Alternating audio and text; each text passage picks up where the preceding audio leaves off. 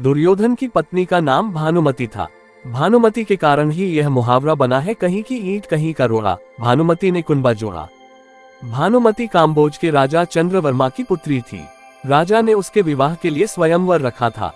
स्वयंवर में शिशुपाल, जरासंध, रुक्मी, वक्र और दुर्योधन और कर्ण समेत कई राजा आमंत्रित थे।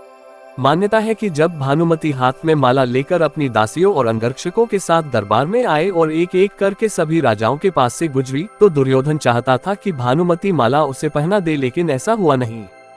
दुर्योधन के सामने से आगे बढ़ गई भानुमति, तब दुर्योधन ने उसके साथ से माला झपटकर खुद ही अपने गले में डाल ली। सभी राजाओं ने तलवारें निकाल ली। दुर्योधन ने सब योद्धाओं से कर्ण से युद्ध की चुनौती दी, जिसमें कर्ण ने सभी को परास्त कर दिया। कहते हैं कि भानुमति का कर्ण के साथ अच्छा संबंध हो चला था। दोनों एक दूसरे के साथ मित्र की तरह रहते थे। दोनों की मित्रता प्रसिद्ध थी। कर्ण और दुर्योधन की पत्नी भानुमति एक बार शतरंज खेल रहे थे। इस खेल में कर्ण जीत रहा था। तभी भानुमति ने दुर्योधन को आते देखा और खड़े होने की कोशिश की।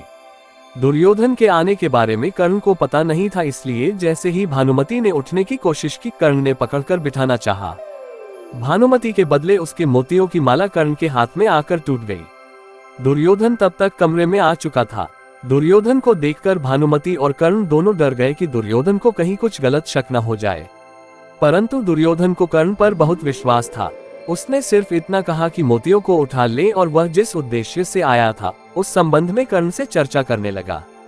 इस विश्वास के चलते ही कर्ण गलत समझ लिए जाने से बच गए।